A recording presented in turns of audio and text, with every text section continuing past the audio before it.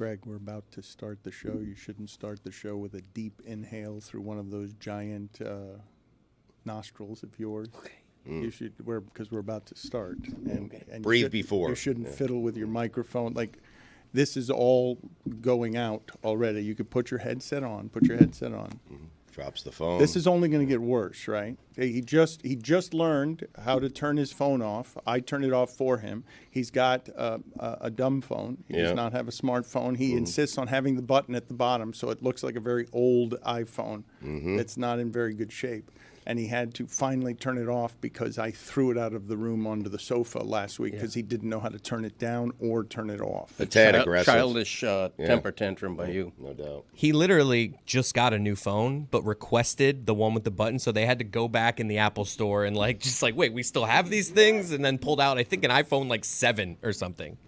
What's wrong with that? So it's a new phone, but only your father buys a new old phone. Like you bought a phone. He likes the 7. I understand that, but he also likes not learning. He also likes not changing. It takes about a day to adjust to not having the button. He is aggressively, both of you are actually. You're both aggressively against learning. Huh. I still don't get email on this new phone. Wow. I can't figure that out. Mm-hmm. But I do on my PC. Or whatever That's this is good. called, Yeah. laptop. Computer. Yeah. The way that this room ages is very poor. I am at the center of it. Tuesdays are the worst of it. I am worried about the other room, too, though, because Mike Ryan every day, Jeremy and Jessica are saying something to him that makes him sound like a dad. And they just invented another generation this morning that I didn't even know existed. What? I thought, there's another generation. I'll get into that with you two in a second.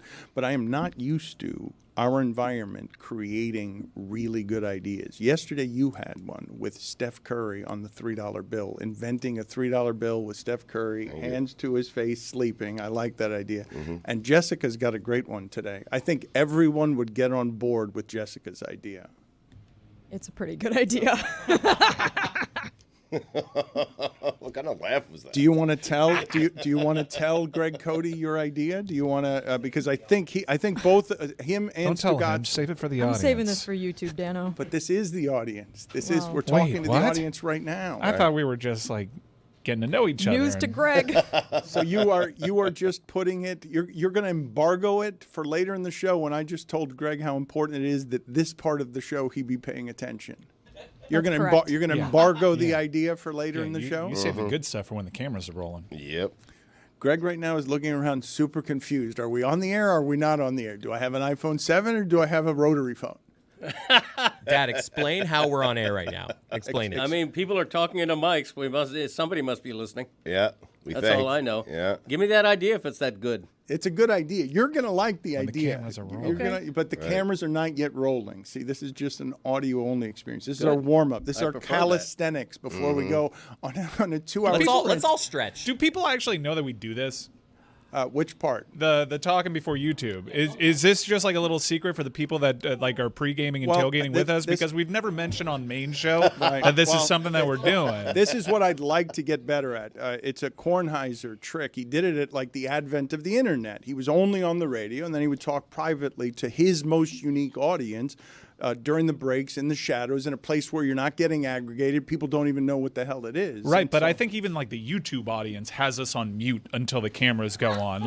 I think that we've probably done this for 37 people total. That's fine. And those 37 are my favorite inside jokesters who will say it to me in the street. Really? You're making, because your top 37 listeners, huh? Yes, our top 37 listeners. They're the most loyal on the most inside of the stupidest of the jokes. But yes, I'd like to do this in the shadows a little bit more before the show starts. But Greg Cote is confused. We're going to start the show, and he's going to be disoriented. That's the best Greg Cote. Welcome to Greg Cote Tuesday.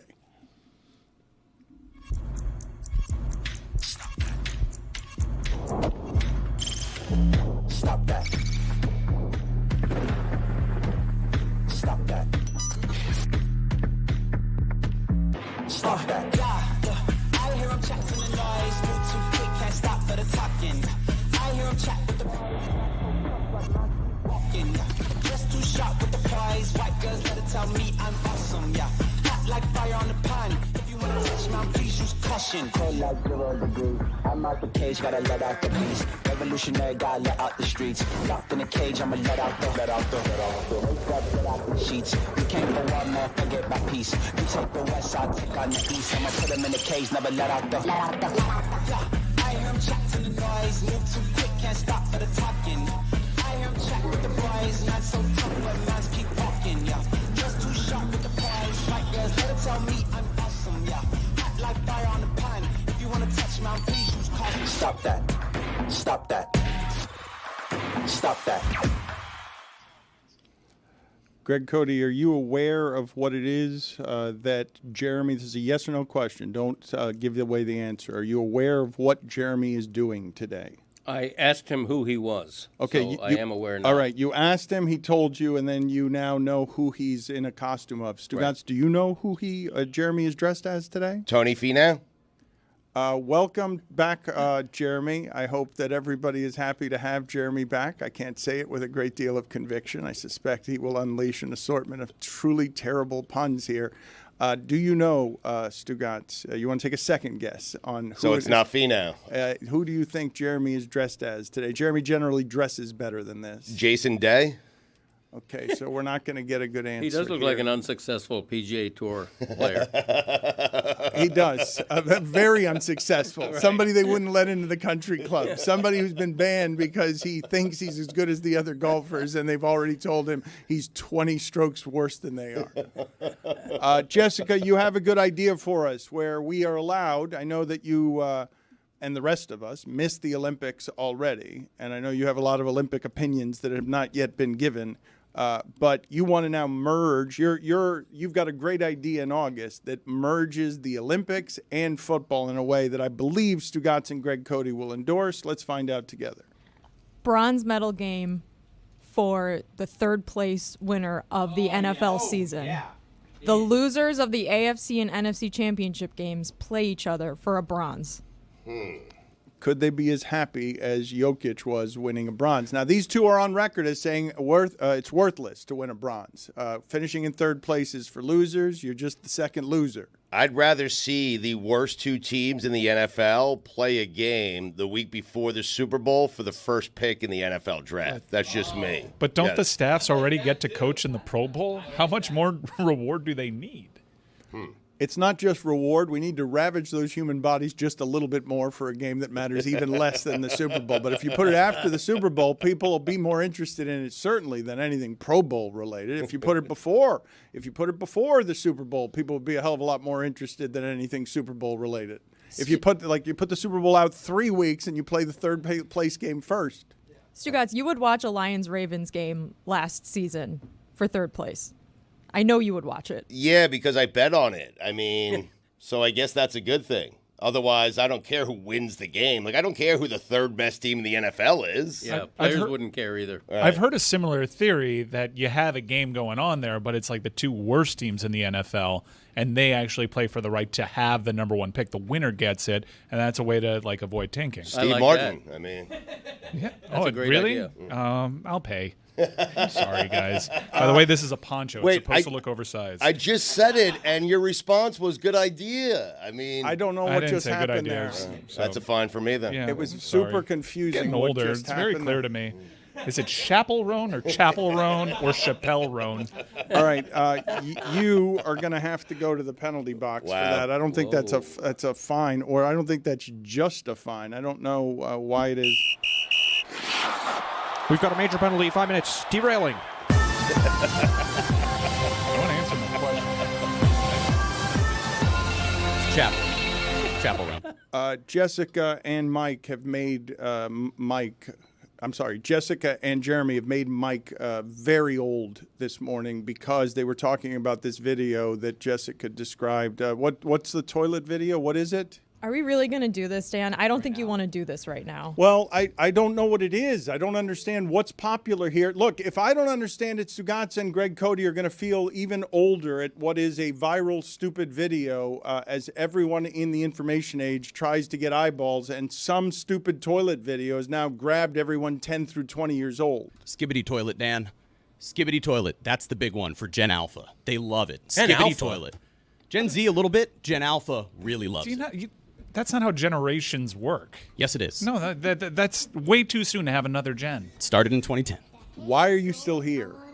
Because I think I'm necessary for this, honestly. Like, you guys, I'm old enough as it is. You guys responding to the viral video, like, I think I can help.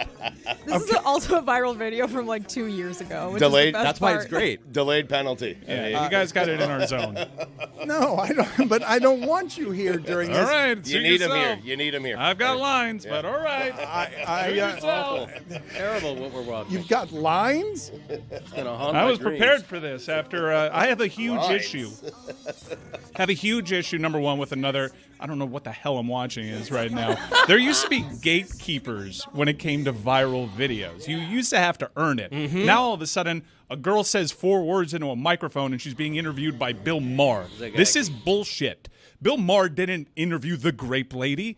He didn't interview Shoes, oh my God, Shoes, or Leave Britney Alone, or Chocolate Rain Guy. What about Charlie? You bit me. Charlie Bit Me, a Whatever legend. happened to that kid? Do you understand? If Charlie Bit Me happened today, he would have a brand and a Dogecoin.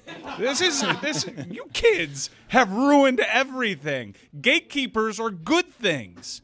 It used to be a good thing to have to go to E-Bomb's World to see what was popular. Now, just you TikTok away and you got a T-shirt deal, and it's unfair. All right, I'll go serve my penalty. All right. The audience must be so confused. What happened this morning was Jeremy told us he came back from camp with a lot of Gen Alpha children. Yeah, that's right. And they taught him a lot of new phrases. And one of the phrases, which we'll get to in his top 5, sparked a conversation about this video that went viral on YouTube a couple years ago that somehow came into my algorithm not that long ago and is now getting a treatment from Michael Bay. They're going to turn it into a feature film. So then, of course, now this goes into the mainstream. And until now, probably the only people that have heard of this thing are people with young children or children themselves or the people, the campers at Jeremy's camp. Yep. Feature film. And it really pissed off Mike Ryan to find out there was a Gen Alpha. You don't, Gen Alpha, I'll get to that in a second, but you don't get a feature film because you go viral. There are steps in this process. You go viral, and then you go on Tosh.0 to do a web redemption.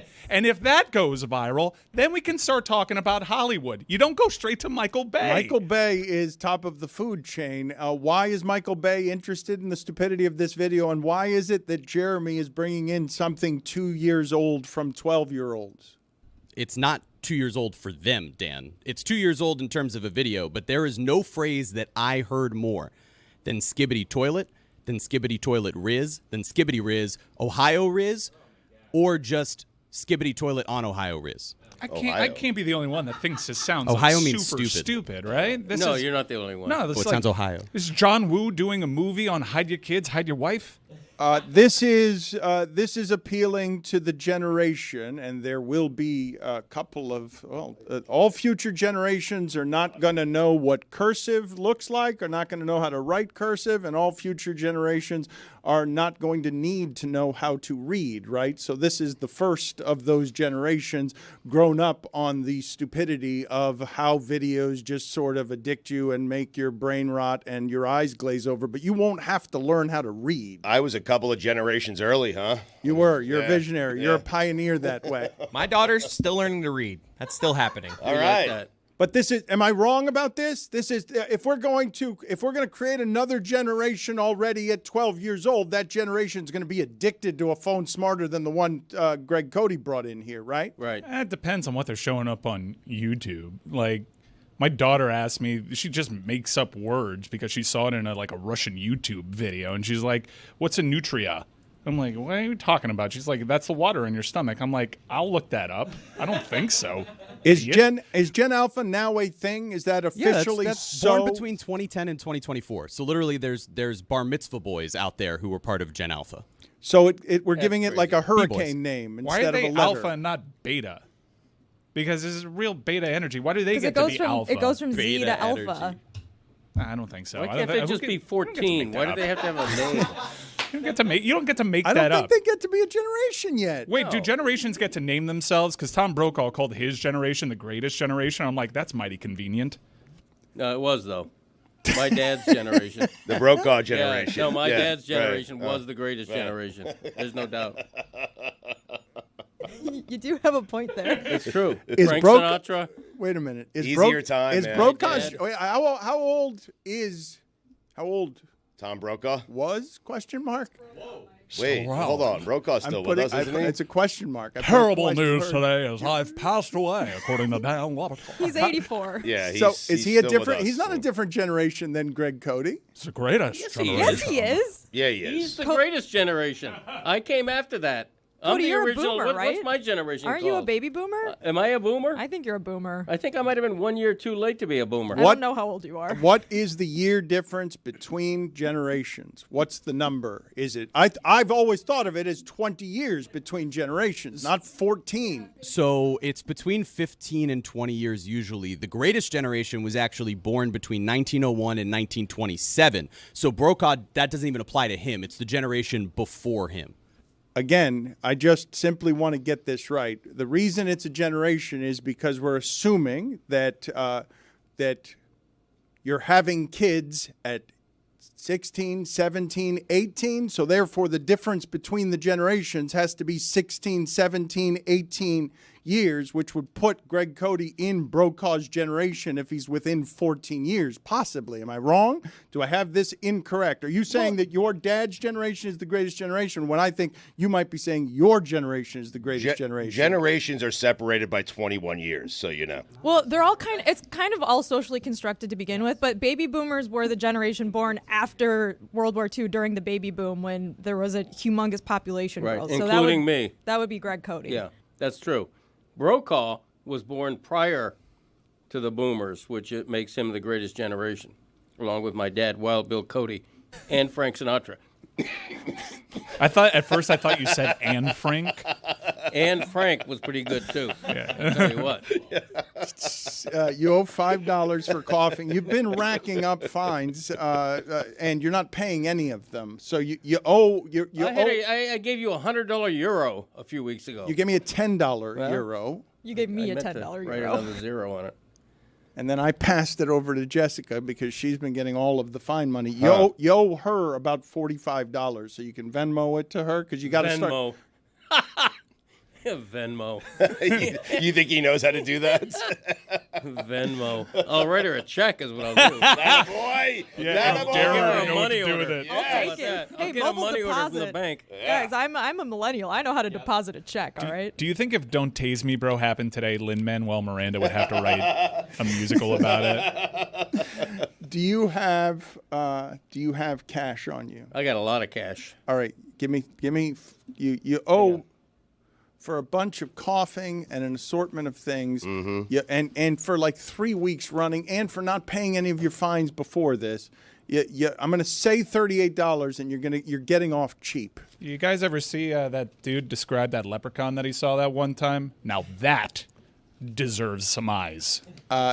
Jessica, I'm surprised they don't like your idea around here. They don't. Thank I'm really you. sad. I mean, like, what was I know the players wouldn't be into it. Yeah, okay, we can That's talk kind about, of a big deal, though. we can talk about all That the the- players all the not wanting to serious- do deal. it. I mean, you're a free agent. Why would you play in that game? I mean, But get like, injured. from just a pure fanfic perspective, can we just go down the road? Like, we don't have to bring all the actual reality. No, but all you got to do is incentivize it. If none of the stuff about human bodies matters in the football we're watching, we can make a third place game and attach stakes to it somehow, and then everyone will get invested. The stakes just have to matter. Why not a last place game? Because there are times, there will be years, Dan, where the first player in the draft is so valuable that more people will watch that game than the actual Super Bowl. Okay, now that I mean, you're playing for Caleb Williams. Great idea. That is for the fans, and that is just for the fans. But if you also made it for the players and worried at all about safety, what you could do, Jessica, is you can make the third place game, right? We were so excited. All of us were so excited. Look at how much these professional athletes care. Durant cares. Jokic cares. They care more about this than the pros. You got to put money on the table to make them care. You got to give them a few $1 million so that everyone else, put stake. Right. Look, fewer stakes than the Super Bowl game, but put stakes on it. Put fillets, ribeyes, put all the steaks on the table. flank. And play for meat. No, what they should do is like it, have the two teams with the two worst records play, and the winner of that game gets the overall number 1 draft pick. Okay, get out. That's what they should do. All right, get out. Then you've got stakes. All right, get out, Right? Steve Martin. You go sit with Mike Ryan. Go sit Mike Ryan. Go sit with Mike Ryan while you're out And there. the winner gets not only the number 1 draft pick, but a fine marble Got a penalty, ribeye. 5 minutes. Major Tomahawk. Yes. I just thought Stugotz would want to maybe screw around talking about 2020 Bills Packers with me, but apparently wait, we have to talk about all the serious ramifications of playing an extra game. Yeah, I agree with all of that. We're doing a thing here, guys. I know we're doing a thing. I'm all for an extra game. I'm all for more football. I'm just presenting a better idea, in my opinion. Let's That's do all both I'm of those. Right. It all works. Okay, Jessica, I'm sorry to do this to you, but you're not allowed to tell people that we're doing a thing. That's not something we do on this show. So, Major penalty, 5 minutes. Ruining comedy.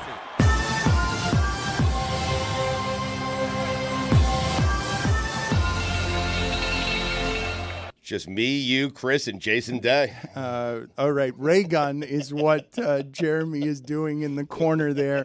And now that you've made a couple of jokes, can you please tell me what you think Raygun is? Because oh boy, yeah, I don't know, man. Raygun. I mean, I don't know, Dan. See, this is a little unfair because, the viral thing was not her name. You know what I mean? No, I more just knew it by looking at her than her I don't name. think this is the thing with Stugotz, all right? I made fun of him. Something at a Star Trek. I don't know. I made fun of Stugotz yesterday because he pretended that something from the Olympics stirred him so much that he cared about sports and things again. And what I've been frustrated about the last 2 weeks with Stugotz is he wanted to talk about this Jordan Childs controversy, so he did 3 minutes of research. He said her name wrong, and then while everyone's talking about it, he whispers in my ear the song "Watching the Games" because he's watched them poorly, and he's got just very tangential information on everything that's happening here. And it's a little bit difficult to do a show this way with somebody like this when he knows about this much about things, and when he researches them, he sings me a song that interrupts what I'm saying. Watching the games. I appreciate it. He's trying, man. What Jeremy is doing. It's August. What Jeremy is doing. Yes, it's August, but everybody really enjoyed the Olympics. Everybody was. I can't believe it. I don't blame you for being surprised by it. It's not something that has happened very recently in our lives. It's been a generation since people seem to care about the Olympics the way they cared about these. Stugotz, I did not imagine a scenario where America would gather around the television to watch sports because they need some sort of blessed relief of action and escapism all day. In this respect, Stugotz, for wherever it is that people have assigned bitterness to me because ESPN made a choice. ESPN made a very smart business choice to get all the politics out of there. And it wasn't politics. It was just journalists who were talking about race and serious socioeconomic things, but it wasn't politics, and they just ran everybody off. It's a good business decision to just, hey, America. In fact, their focus groups show them this. Man, the number of times I heard at the end there that, no, man, they just want SEC football. Get out of here with all the other stuff. NBC and Peacock just gave that to you for 2 weeks shortly after a presidential assassination attempt. And people are like, just give me sugar. Just give me cotton candy. Just let me escape over here for 2 weeks in the middle of summer while not a lot of other major stakes stuff is happening in sports. And give me stakes every day, all day. Give it to me for 2 weeks. People went back to sports and genuflected before the blessed relief of, can you please just take me away from my real life for 2 weeks? Because things kind of suck everywhere. People try to ruin it, too. They really tried. They really tried by mixing up deities and genders. They really tried to ruin this one, but none of it mattered. Nobody stopped watching. Fewer people congratulated Simone Biles. That's really the only thing that ended up happening, but not fewer people watching. It was actually wonderful, and it gave me hope. I want to go back to a time. Many of you will not know the name Eddie the Eagle from the Olympics, but it was colossal, epic failure in skiing in the Winter Olympics. And he became a name that resonated more than most from that time 2 generations ago. Ski jumping. Big difference. That's correct. Yes, Forgive me. Ski jumping. Watching the games. Yes, excellent. He was. Last time he watched him was about when Eddie the Eagle was ski jumping. Yes. Is that the Muppet? Is that the Muppet? No, it's Sam the Eagle. That looks like Anderson Cooper. That's Sam the Eagle. Yeah. Regardless, he was an epic failure. And Raygun, I'm wondering if from these Olympics, Raygun, the breaker, who lost 54-0 because she was a generation removed from when from the best athletes in breaking, the young athletes in breaking, and a lot of people thought she made a fool of herself, dancing poorly, doing a T-Rex, doing what I said yesterday was a 5-year-old, what they would do when they say, "Watch this, Daddy," just flopping around on the ground. Are we going to make a movie out of her because she's going to resonate more in 20 years than the other Olympians? Because we love success, but epic failure is also something that we love to laugh at. Oh, she's 5 minutes away from an NFT, no doubt.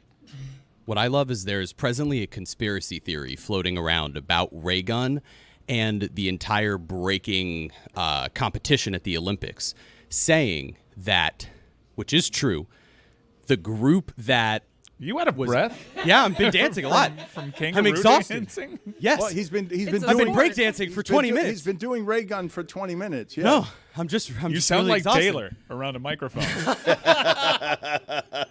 But the committee that decided to put breaking in the Olympics is actually a committee that organizes more ballroom dancing competitions. And apparently, originally the IOC was considering potentially putting ballroom dancing as the competition in the Olympics. And so there are conspiracy theories now that Raygun was sent by Australia to purposefully sabotage the breaking competition by going viral for being bad because Australia is more known for ballroom dancing than breakdancing. So they sent someone to make the competition look like a joke so that breaking will never be back in the Olympics and ballroom dancing can take over. That's the popular conspiracy. It was already right now. decided that it was going to be one and done before the Raygun But they might phenomenon. lobby to bring it back. Why? This thing was terrible. I know we mentioned this briefly yesterday, but breaking really under-delivered on everyone's hopes and expectations. We thought it would go viral, but it went viral for the wrong reasons. It went that's viral the point. for is Raygun. There were really good competitors as well. Like the best of the best were amazing in that competition. I mean, I thought it was pretty whack.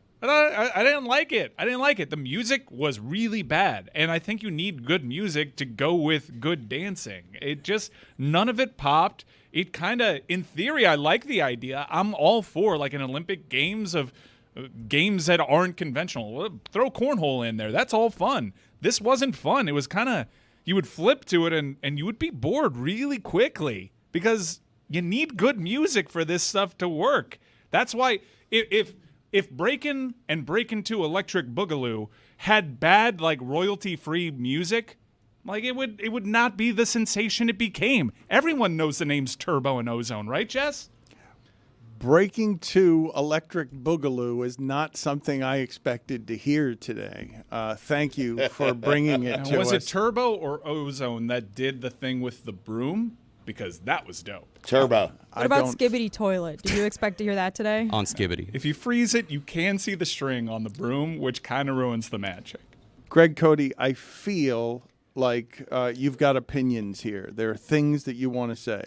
Well, you know, I brought up Fat Man Pole Vault a couple of weeks ago, and everyone laughed at me.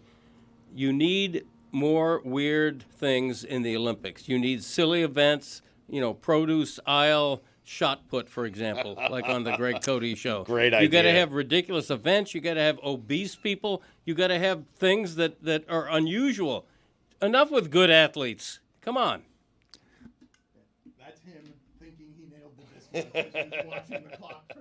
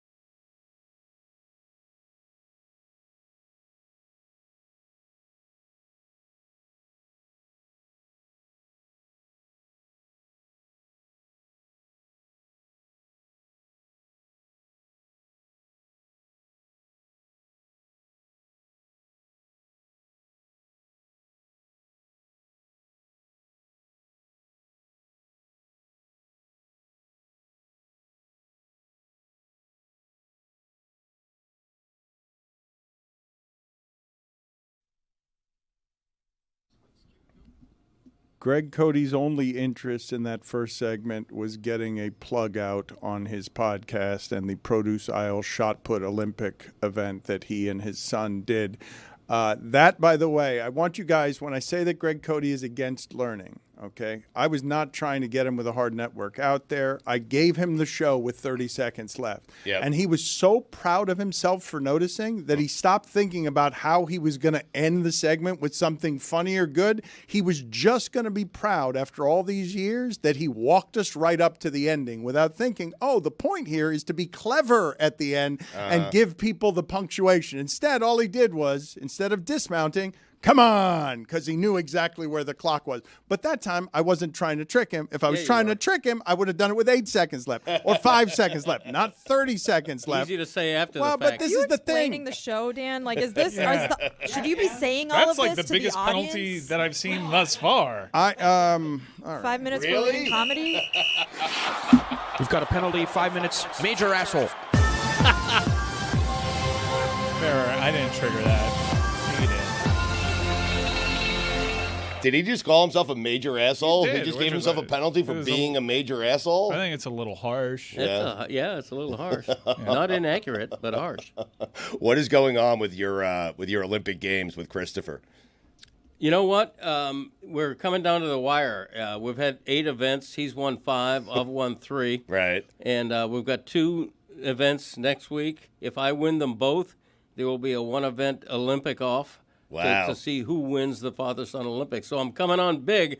I'm rallying, and we're going to be there. It's The last episode was the shot put of produce items because because my dad is older than I am. We handicapped it by giving me a bigger item. You got a watermelon? So I got a watermelon and Right. he has a cantaloupe. Right. So tune in this week to see who can shot put. You have to shot put a watermelon? Yeah. Are you going to do the full spin with like the footwork and everything? You know, you're gonna have to find out. I think we just tweeted out the video though, if you want to watch You it. can't shot put a watermelon. You can't do it. Well, I did it. you can. Huh. And the rule was you can't throw it. You can't Right. granny Like a it. That's why it football. was called Right. shot put. It's not a javelin throw. You have to push it, heave it like a javelin. We're familiar with motion. it. Yeah, we're familiar with The how you shot put. javelin in the track and field events at the Olympics, by the way, I think this was the first time I've ever watched it because everything was on Peacock and you could just watch the track and field feed. They usually don't show that in prime time. So I was watching these Olympic javelin throwers for the first time.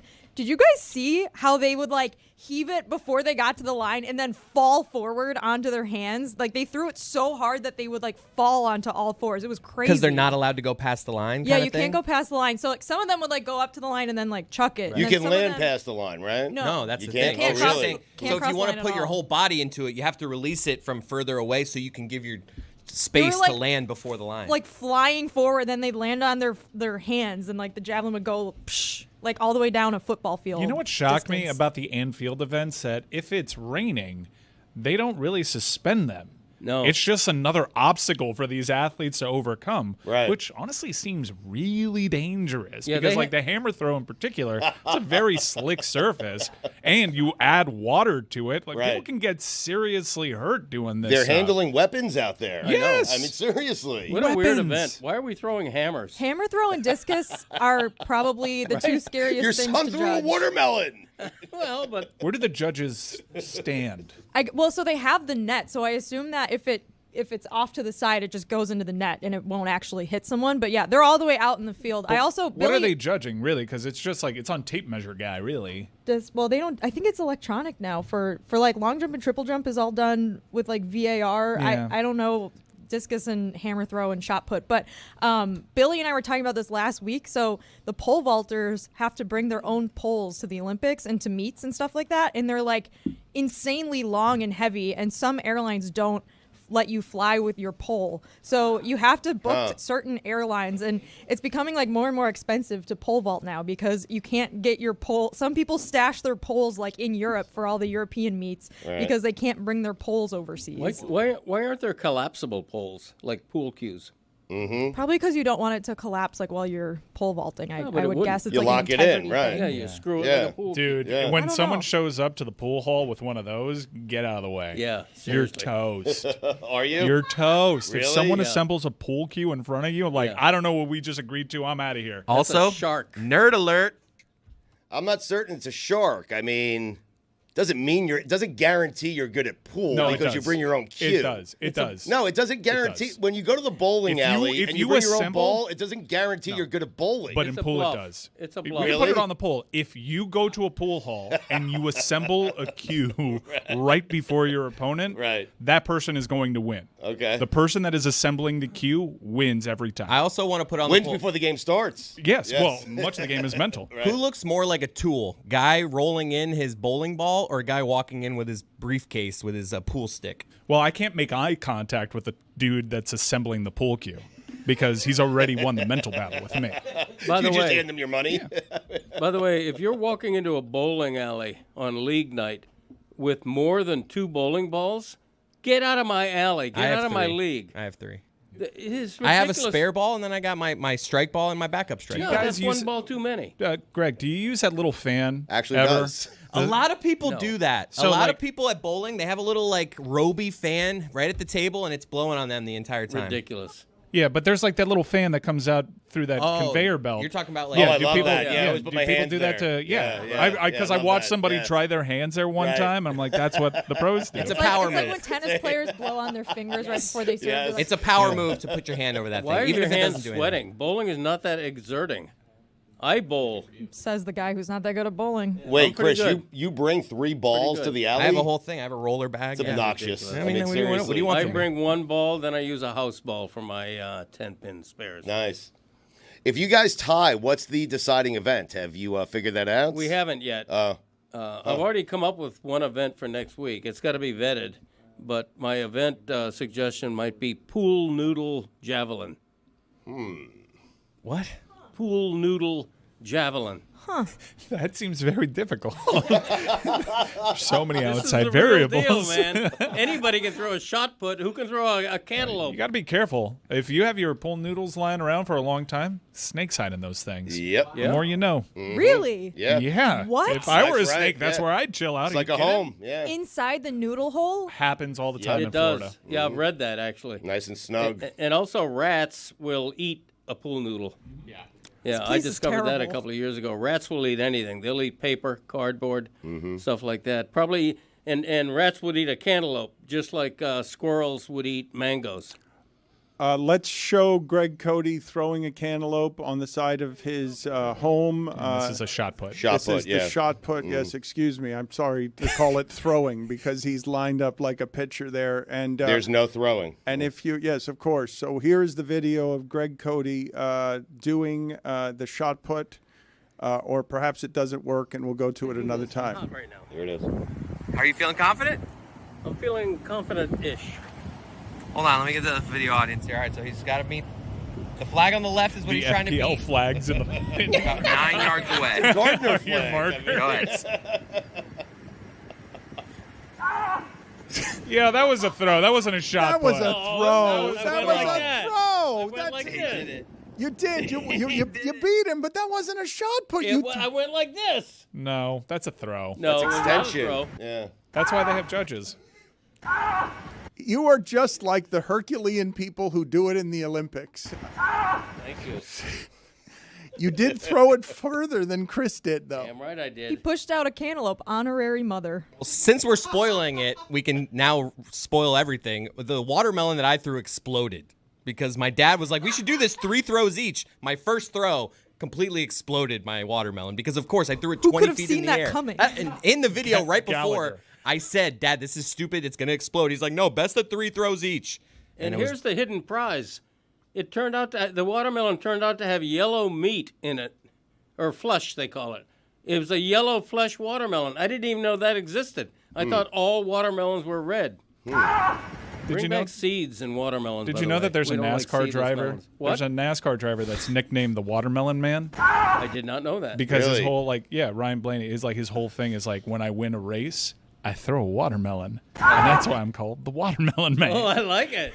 That's why I first fell in love with David Letterman. I was watching one of his shows for the first time, and he's up on a 6-story rooftop throwing watermelons on the sidewalk. I thought that was just brilliant. I think I confused Ryan Blaney with Ross Chastain. Before all you gearheads get at me, You're having a day, man. Yeah. Put it on the poll, please. Go put the gearhead on in car. penalty. Put it on your head as a penalty because it seems heavy and unpleasant. You should know more about Sorry, I racing didn't mean than to you confuse do. it with the Menards 12. Put it on the poll, please, at Le Batard Show. Did you know there was such a thing as a yellow flesh watermelon? Did you know that rats eat pool noodles? And have you ever found a snake in your pool noodle? The yellow watermelon happens to be fairly common. Now, I will tell you this, and delicious, according to reports here.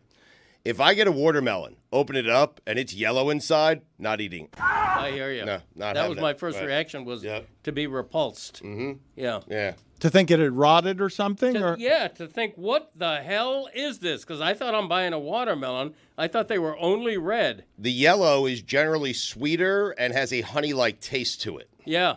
Yeah. The other thing is, this is a misnomer. Bulls don't see red, including fighting bulls looking at a red cape. Because of an eye condition bulls have, they see red as a grayish yellow. So my first thought was, the watermelon explodes, and I'm like, what am I, a bull? I'm seeing a red watermelon, but I'm seeing yellow. I thought my eyesight had gone. Bullseye. Exactly. I think just yesterday, or no, maybe it was last week on the show, we did say that bulls do indeed see red, and that's why it works for matadors. But what you're telling us is they see it as a different color. They don't see it as actual red. Yeah. That it's different than all the other colors, but they charge that because their eyesight is largely colorless. Yes. For the color red, anyway. That's all I know about bull eyesight, is that they're not seeing a red flag the way we would see a red cape. But it's different. They are being distracted by the cape. It's Yes. not. What I'm asking you is, I guess, that it's not a red cape, but they're seeing it as a different color that attracts them. Yes, apparently. They're seeing it as yellowish gray, but apparently it's just the waving motion of the cape that bothers them. So theoretically, It could be any color? Yeah. I'm very confused by that. All right, I'm going to well, do more research. All right, then. please do, because in the last 7 days we've given completely contradictory information. We said as a fact that bulls do indeed see red, and now you're saying it's impossible for them to see red. That is not good information. That is just straight misinformation My from our show information was on good. one of the sides. We also did it last segment as well, where we said Tom Brokaw is from the Great Generation. He is not. He is a product of the Silent Generation. Another important He's not correction. very quiet, though, is he? Well, let me ask you this question, Stugotz. I need a ruling around here. Jessica's getting rich off of fines, but I can imagine that because I said Tom Brokaw was past tense and put a question mark on it, that's a $50 fine. I asked it with a question mark. yeah. I asked it with a question mark, but I asked it because I thought he was dead. So I'm going to need some sort of ruling here. I would assume that the audience is coming down on me saying that that's a $50 fine. We haven't had one of those in a while. He's 84. He's still alive. When you do that with a question, Dan, it's $40. Okay? Oh, really? Okay. Yeah. That makes sense. Yeah. Well, Dan, I was going to say I'm willing to call it even because on my first day, I accused Andrew Lloyd Webber of being dead, which was really just foolish on my part because I knew he was alive. I was just very nervous. So we can just call it even. You keep your 50, I'll keep my 50. It was on your first day? We didn't fine you on your first day? No, you did, but it was all on Zoom, so no one was in the studio. Most people think Weber's dead. He's got one of those colonial names. You know, anytime you have 3 words in your name, You're right. You know, Yes. it makes you sound I assume like you're dead, yes. an old-timey kind of Is he person. dead now? No, he's super alive. Yeah, he's super like alive. still making Broadway shows. But he has a dead name. Am I fined now $50 for asking? It's 40. Is he Yes, dead now? that's No, 40. 40. I said that. Okay. That's a fine for not getting the fine. Not even anymore. Molly, we're changing the rules. as You owe we go along. $140 now. No, that's not. If I were your attorney, Dan, I would argue on your behalf. I would find somebody on the face of the earth who's dead with the name Tom Brokaw, because you know there's somebody named Tom Brokaw who unfortunately passed away years ago, probably in Maine or New Hampshire. Right. You know, and Definitely. and find that person, quote his wife, saying my beloved Tom Brokaw passed away in 1968. You're off the hook because on a technicality you were right. somewhere Tom Brokaw is dead. I did just Google Tom Brokaw obituary. There are a few results. Thank you. Thank me. I should get that $40. So Carl Anthony Towns has a dead name? No, because it's Carl with a K. Okay. That's a modern Carl. I love this. Right? Game. I don't know. I'm asking you. You're Carls making the with a rules up. C So are old-timey Carls. Carls with a K, they're happening. They're breakdancing. Right. That kind of thing. Yeah, you're right. I think you're right about that. Carl Yes. with a K, spinning on his head. Totally different Carl. just, Yeah. okay. They're happening. They're breakdancing. Yes. That's okay. That's how we're doing that one. Right. I mean, Because it's with a K. yeah. I don't understand how you're making the rules here. Andrew Lloyd Webber. Right. Sounds like an old name.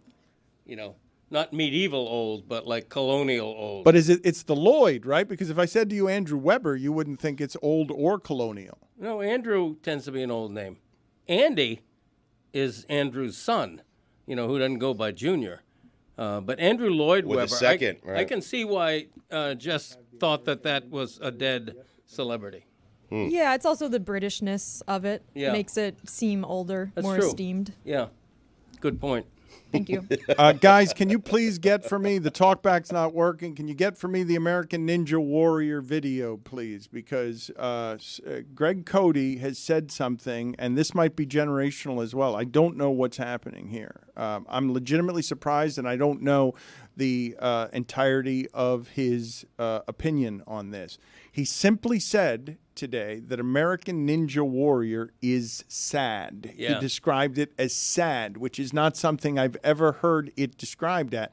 It seems to me like perfect sports television. It's just easy, mindless. You can watch for 24 minutes and you can root for people, and it's just super simple, smart television. Yeah, emphasis on the mindless. What a juxtaposition of NBC going from showing the immensely high-rated, gorgeous grandeur of the Paris Olympics to last night. I'm still on NBC because of the Olympics. I turn on my TV, and it's this kind of crap happening. Back in the day, it was called an obstacle course. We'd do that thing with the monkey bar, and, would do that, and it was in phys ed in school. Now, they're just televising it and putting a pool underneath it, so when you fall from the monkey bar, all of a sudden you're splashing in a pool, and there's cameras and lights. It's ridiculous. And these people, I'm not saying they're not athletic, but they're doing such ridiculous events.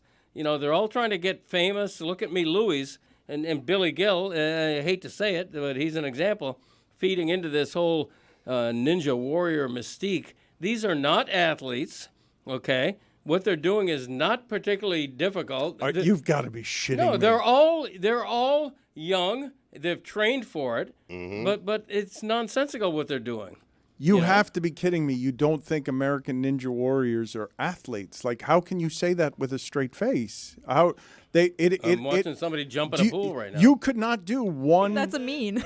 That was Amin El-Hassan, and you could not do one thing. You would be incapable of doing one obstacle. You guys are a part of this whole scam. That's why you're defending it. Okay, I had forgotten that the Le Batard Show was in cahoots with American Ninja Warrior. You tell them. Before I started criticizing it. It's like once or twice I've done back in my day, making fun of a sponsor of the show. I don't mean to do it, but just sometimes it happens. In this case, I just think it's ridiculous that what we're watching right now, no offense, Mike, is a televised sport. It's absolutely This is an unfair edit because it picks it up at step 3. Mike is holding it's all on. ass crack. It's Mike desperately holding on. Watch this. Oh, yeah, I should also say I'm the only one of us that man that went did through that course Yeah. specifically, which was very difficult. Look at this. This one's a piece of cake, the one that Roy's doing right there. I got screwed on the course.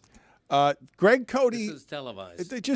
I just can't believe, though, that you would say that they're not athletes. Put it on the poll, please, Juju, at Le Batard Show. Are American Ninja Warriors athletes? Because, of course, they are. That shit is damn near impossible to do. In fact, I'd say I'd put a lot of football players and ask them to try and do some of that stuff, and basketball players, and they wouldn't be able to do any of it. I think if they had one practice. You're out of your mind. They'd be able to do it. I'm with Greg You're on not that. familiar with American Ninja Warrior? They often have athletes participate in this. And You they think don't Tyreek always Hill's fare going to well. struggle with that? Yes. Yes. No, Dan. Right, yes, you don't know what you're talking about. Cheetah probably could do it. He would do way better than we did. Like, Yeah. he Yes, would, of course he would do Greatest better. Wait a athlete in minute, the that's the NFL. standard? No, I'm just saying he would get to I'm not saying he'd finish the course, but he would move along this course. I disagree. Like, I couldn't disagree more with what you guys are saying here. These things are difficult, and you have to practice them. You think Tyreek Hill can just show up at American Ninja Warrior and finish the 10 obstacles? Are you nuts? I trust his ability to do it rather than ours. Yeah, sure. Yeah. It was very clear we didn't get any practice runs. I would have a glorified appreciated maybe obstacle one. Greg is right about the obstacle course, though. I Right. mean, you have to like climb through some tires, do Yeah. it quickly. You jump over a little swamp. Like I a mean, Tough that's Mudder. how you do it. Yes. Yeah. I think the gymnasts have done well that they've had on American Ninja Warrior because that is a very like multi-disciplined sport, whereas like Tyreek Hill's just very speedy and can change direction quickly. The gymnasts, like they've got the core strength. You need the core strength. That is a key component. What is your core discipline? I'm a Kempo black belt. Didn't help me. Gymnasts, I would say, would fare better, but this is in keeping. I understand why Tyreek Hill, would think he's the best player in football, and I understand why Tyreek Hill would say just yesterday to Kate Adams, "I'd beat Noah Lyles in a race." No, you would not. You would not beat Noah Lyles. Does he have Lyles COVID in or? Yeah, that's a You point. would neither beat the healthy or the COVID Noah Lyles Yeah. in a race. Yeah, Hill's got short legs. That's what people don't realize. But that helps. Lower center of gravity. That's why Barry Sanders was so hard to tackle. Yep. That and all-world athletic ability. That helps to not get tackled and also being made of bowling ball material. But I would say that what you see happening in that league right now, it's one of the reasons that Tyreek Hill stands out because his body can withstand the punishment is the receivers that are the best receivers are the ones that you see eat up 5 yards in a stride and a half. And you're like, oh, my God. Like, how does anything keep up with that? Because it's Usain Bolt. It's longer strides. It's Justin Jefferson. Like, you can't keep up with that because the strides are so long that they're eating up giant chunks of yardage in bursts of long legs or just a kind of speed that makes like this is one of the things that they're paying in that sport now is CeeDee Lamb runs how? DK Metcalf runs how? Like, what do you mean that they can eat up that kind of yardage and a cornerback can't keep up with shorter legs? Have you ever done a segment and wondered aloud, how did we get here? Dan's the only person speaking on behalf of athleticism right now. He's like vouching for long strides. And why are we all attacking him? Oh, wait, because he said Tyreek Hill wouldn't do well in American. I do disagree with that. Okay. I'm pretty sure he'd be good. I just think I just think finger strength like you. I think he's got that. Okay, but maybe He looks like he's got them all. Yeah. Maybe you're great at being able to do quickly. Like you're saying finish it. I don't think he even finishes it, honestly. Oh, come on. I don't think most athletes can finish that course. I think you have to train for it. I hope you go to Dolphins camp and you tell him this. Yeah. How tall is Tyreek Hill? Is he He's like 5'9". 5'10"? Because Yeah. I don't They think Noah Lyles is much taller. I think they might be around the same height. He was voted by his peers as the best football player in the league right now. Right. I trust him. Well, if we're doing the height thing. I miss the possession receiver. I mean, I miss the days of Phil McConkey. Wayne Corbett, Wes Welker. I do. Yeah. I mean, there aren't many. I don't think there's any in the NFL right now. No, I mean Braxton Berrios. You have. He's like a third wide receiver / punt returner, kick returner, utility guy. Yep. You know, he's not a true possession wide receiver. I know the game we're playing here. What do you River miss? Craycraft. Yes. Amendola. What are you missing there, Stugotz? Amendola. What are you, Welker? What are you missing? I'm there, just looking at the Stugotz? top receivers in the NFL. I mean, they used to be. Listen, Edelman. What are you missing? you had What is your it that Randy you're missing? Mosses. What do you Austin mean? What am I Collie. missing? I mean, What are you missing? I here? want a receiver who averages 8.1 yards a catch. Yeah. That's a possession receiver. I remember when Ninja Warrior was in Miami, they did stuff at FIU one time, and Cameron Wimbley ran the course. I did not know how he fared, so I just YouTubed it. He cleared it. That's Cameron Wimbley, pass rusher. Mm-hmm. Yeah, Tyreek Hill does this. Right. He clears it. Yeah, he would nail it. But to answer your question, Dan, I miss the white wide receiver. At least we got it out there. I said it. Finally, Steve Largent, finally we said it. miss him. Cooper Kupp was too good to be a possession receiver. Way too good. Yeah. Yep, way too He good. dropped off the face of the earth. didn't Thielen, he's possession. He just got hurt. No, Thielen's not. I wouldn't call him a possession receiver. He's certainly more possession than Cooper Kupp. Well, he's How just much because he touchdowns plays to in like anybody? Carolina. He wasn't that when he was in Minnesota. Anyway, to get back to the Ninja Warrior, if these guys are such good athletes, This is the Throw new your and athlete- improved Dan Le Batard Show with the Stugotz. Gamble on by DraftKings.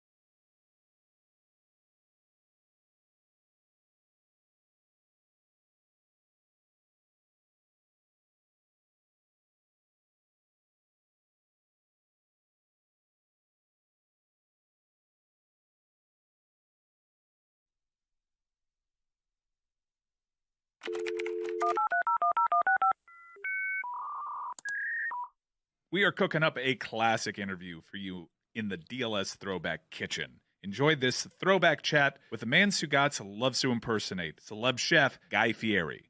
Guy, thank you for joining us. Can you help us out and just end this once and for all? Sometimes I say it Fieri, sometimes I say it Fieri. What are you most confident in it Well, being? I think it's Guy Fieri. I think it's Fieri as well. Man, I don't know what to do with you guys. I mean, you can dress up like me, but you can't get the name right. Well, what's the damn name? It's Fieri. It's Fieri. See, in Italian, E-R-N-I is rolled. It's Fieri.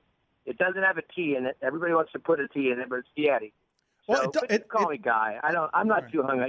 He gets butchered so much. I don't really care. All right, thank you. Are other chefs, are other people in the food industry, do they look down on you because they don't like that you've got a gimmick and that you're a man of the people? Well, I don't know that I really have a gimmick. I don't know what that would be, but no, I mean, it's just you got people that like you, people that don't like you, and I don't really have a hang up with anybody. That's not the way I jive. You know, I own my restaurants. I do my shows. I do my stuff. So if anybody's got a problem, it's their problem.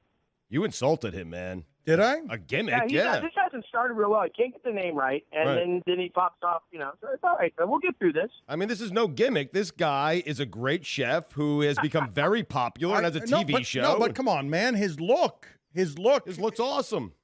But he doesn't look like other chefs. You know, everybody's got their own look, their own style, their own way. You know, people ask me, "Did you get your bleached hair when you got on TV?" I said, "No, that mess was going on long before I was on TV." Well, you had a mullet, right? Oh, the rocker mullet, dude. I mean, who didn't back in the 80s and 90s? I mean, we were all. I mean, I don't know if you're a heavy metal guy, but you didn't have long hair, you weren't in. I'm just a heavy guy. What's the darkest thing you've ever done, sir? Have you done anything criminal? Anything criminal? Do you have a criminal past? I think you cats need to start offering up some stuff. I think there's probably more dirt sitting there with you two, Dan, Stu. Let's go. Fire up. Give me a little return on something. Well, you got to ask the right question, celebrity chef. You got to ask the right question. Guy, who have you cooked for or hung out with where you've said to yourself, I can't believe I'm hanging out here with this person? One of my superheroes is Jose Andres. I mean, he is the chef of chefs. So we went to his party over at SLS last night, and he was doing paella. And he wasn't just doing any paella. He did paella that had, wait for it, I mean, this is the best paella I've ever had in my life. Had morel mushrooms, foie gras, duck, and black truffles, all done in a paella that he made for, I think there was probably 500 people there. It was out of bounds. So when you get a chance to stand next to one of those guys and watch them cook or get involved with that, it's, you know, everybody has their, like, wow moment. Yeah, that's a pretty big wow moment. He's a great cat. I'm no expert on fine food. Can you explain to us and the audience, like, what specifically he would be doing that would make him someone that you would be in awe of that you don't feel like you could do? Jose Andres has an experience, coming from Spain and having been in the limelight. I mean, he had one of the number one cooking shows in Spain. He's had such an ability to gain so many different flavors and so much fantastic awareness of the flavors, a worldwide palate. Now, I have that. I mean, I have things that I really appreciate and things that I really like. But there's a difference. It's kind of like somebody playing music. I'm a jam band, and he's the Philharmonic. We're both making music. It's just I think his depth and his awareness and his understanding and the time he's done it is just to a different level. Couple of quick answers because we've got to get out of here. Just give us a quick answer to this. Guy, I tell you today is your last day on Earth. What's the final meal tonight?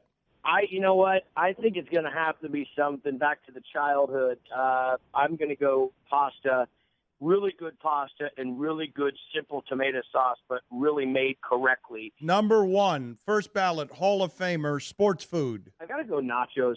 Yes. Nice. Do we just become best friends? That's the way you do that. That's it. That's the way you do that. I answered this correctly. Yes. You know what? Nachos are the complete meal. You can sit there on your lap at the game, at home, whatever it is. You fortify it with whatever. But it's got to be good nachos done right. No soggy chips, no crappy cheese, and you got to have enough condiments. You got to hit it up with the goods. Guy, thank you. We enjoyed that. Thank you, sir. We enjoyed it. All right, guys. Take care. Bye. Thanks, Guy.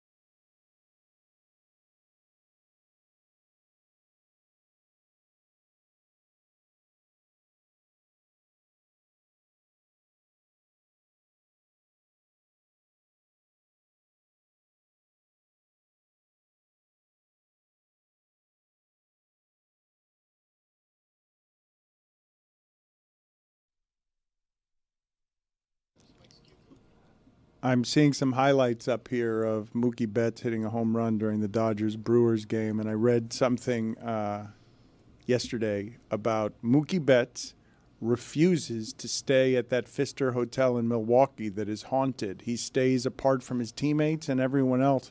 Stan Van Gundy told us the story how everybody would bleep with Patrick Ewing in that hotel. All the teammates and stuff would come knock on the door and then run away because Ewing was legitimately scared of the ghosts.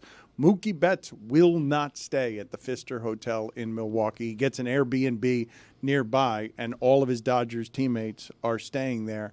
That is funny, except if you're Mookie Betts. Or Spooky Betts. Just saying. That should be his name. That kind of thing.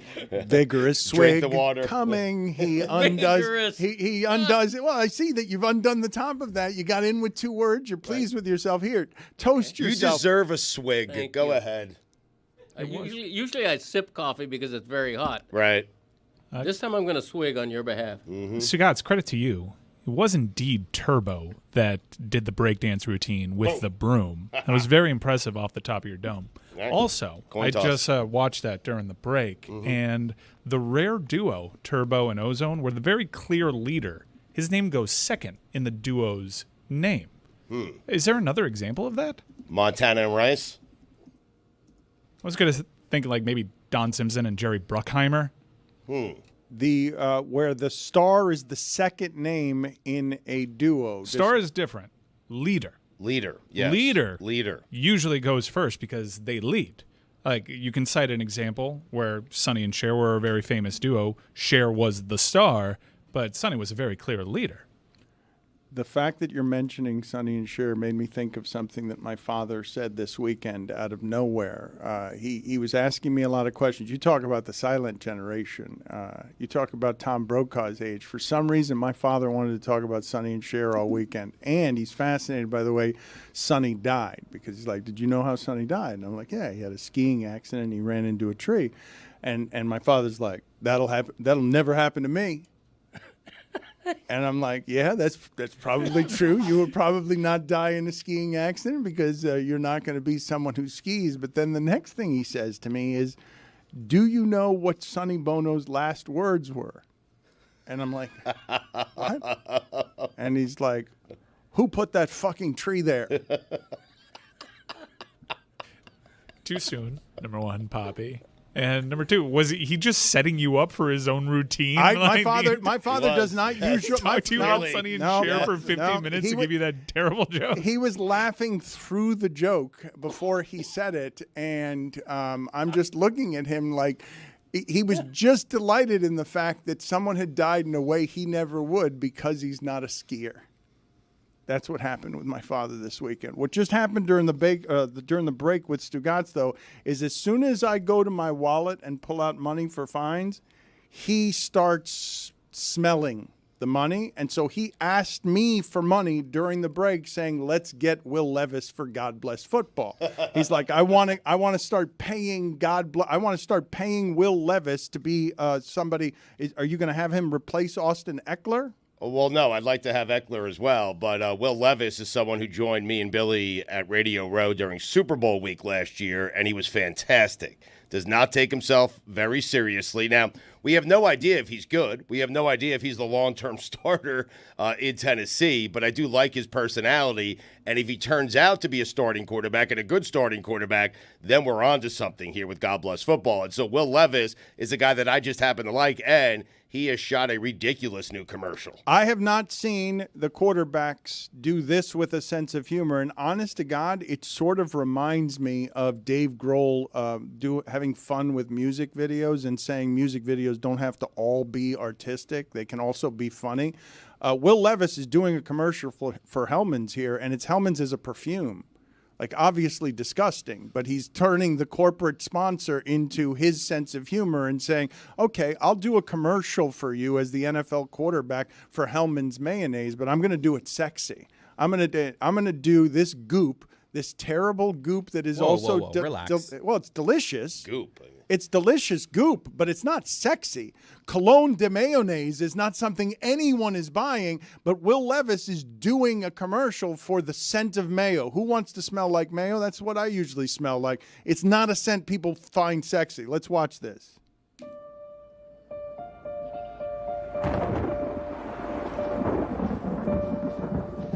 They try to define you,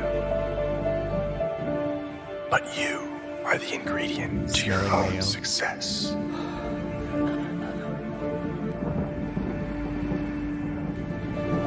Luscious, eggy, smell like greatness.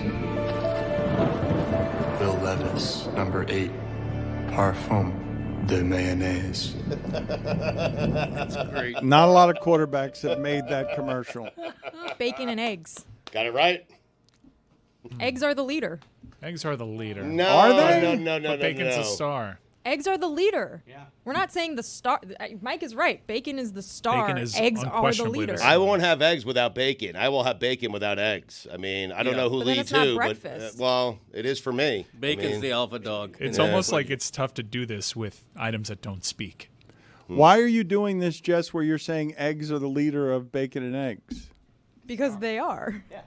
I don't. Okay, put it on the poll, please. Guillermo, What or comes Choo first, Choo. the bacon or the egg? At Le Batard Show, who's the leader in bacon and eggs? Bacon or eggs? Scooby-Doo and Shaggy. It's called bacon and eggs. And to bring it full circle, Right. the actor that played Yes. Ozone, Shabba-Doo. When I order a bacon, egg, and cheese, I lead with the bacon. I never lead with the egg. It's never an egg, bacon, and cheese. Right. It's ridiculous. That's a completely Right. different if conversation. you're We're not getting talking a about bacon, egg, and BLT, cheese. you want more bacon. You don't want more lettuce. Right. You- Yes. Give me an extra tomato You're here, naming will you? different No. things now. We're not talking What about do we- why BLT. It's lettuce? mayo. It's It's a mayo. BLT. Yes, A yeah. BLT doesn't have egg in it. Yeah, it could. Yeah. I would have a BLT with a little egg in it. That's a belt. a little fried egg on top. I like it. Give It's me a belt. It's a belt that can't be tightened. Belt me. What are you doing there with the lettuce? Did you confuse the lettuce and the eggs? No. I was thinking of another example where the bacon is king. The bacon is almost always king. It's something that people love. Uncle Dick eats a whole pound of bacon at one sitting. Oh, what? Yeah. Delightful. Put it on the poll at Le Batard Show. Have you ever eaten a pound of bacon in one sitting? Yes or no? I've been really into BLTs lately. Probably the most underrated sandwich. I love a BLT. Oh, it's great. Put a Yeah. little mayo on your BLT. Oh, speaking of mayo. Exactly. It- A lot of mayo. Is put it on the poll, Juju. Is BLT the most underrated sandwich? Yes or no? That or a grilled cheese with bacon and tomato. Now we're talking. Delightful. Oh, It's just a sandwich. I had to research this one, but Salt and Peppa.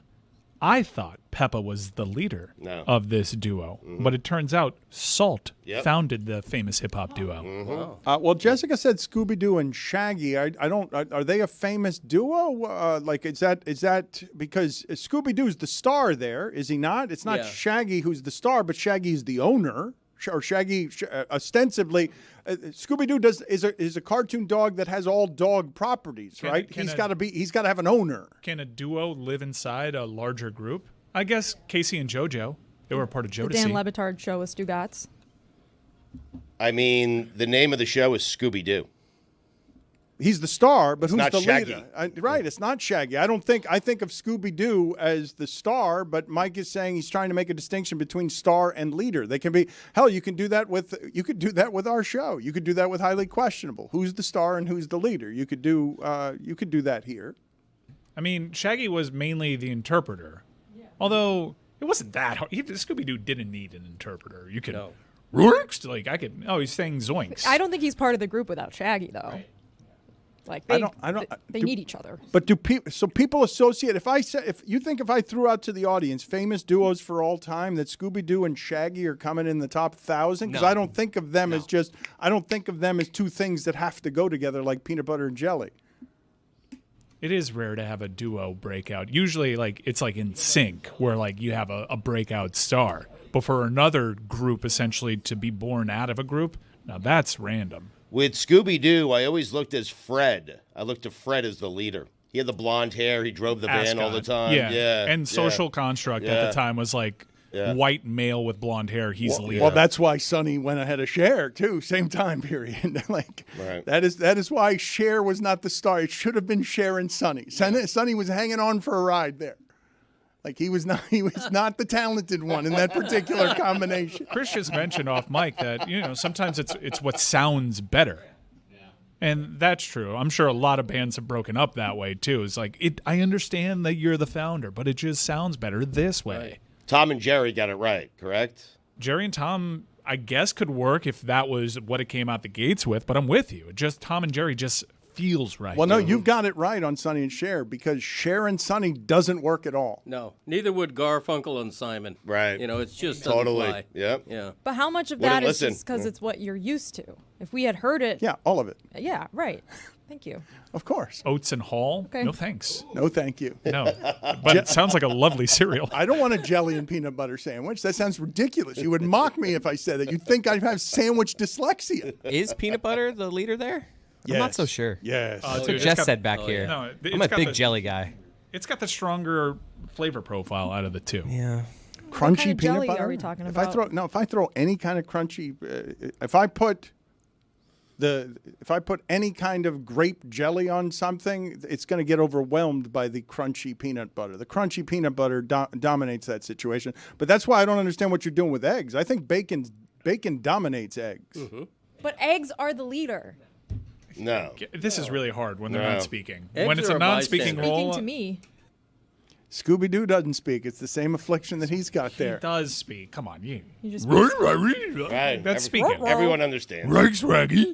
Come on, you don't need a dude high as a kite trying to translate. Like, we understand him. He's a talking dog. We've got Greg Cote in house on a Tuesday here, and he is a Miami Herald legend, one of the longest-standing journalists in the history of the newspaper. And I wanted to get into something Miami-related because I believe, Mike Ryan, that you will be offended by what Greg Cote thinks. I saw an annoying text string between you and Billy Corbin that ate up my phone's energy yesterday because Billy Corbin is pretending to not actively root against John Ruiz and anything NIL Miami related. So I didn't even read it because it was too long, but I will tell you, Mike Ryan, even though you are now an owner of Canes Insight and a correspondent and you are embedded in the program, Greg Cote does not believe that the University of Miami deserves its number 19 preseason ranking. Well, that's not entirely true. I think they do. I wrote a column the other day predicting that they're going to be in the ACC championship game and in the playoff, in the college football playoff. I think they're one of the 12 best teams in the country. I think they have a chance to go 11-1. I think 10-2 is very, very doable. I am really high on UM, maybe too much so. The only caveat is that they tend to disappoint. The year before last, I think they were 14 preseason. The year before that, they were 16.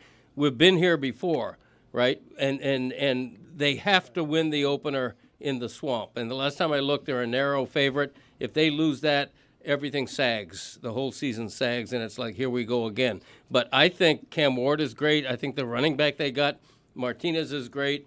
I think they're going to be super good. I'm curious what Mike thinks because I am super high on UM. Before we get to Mike, man, did you nuke Dan's setup?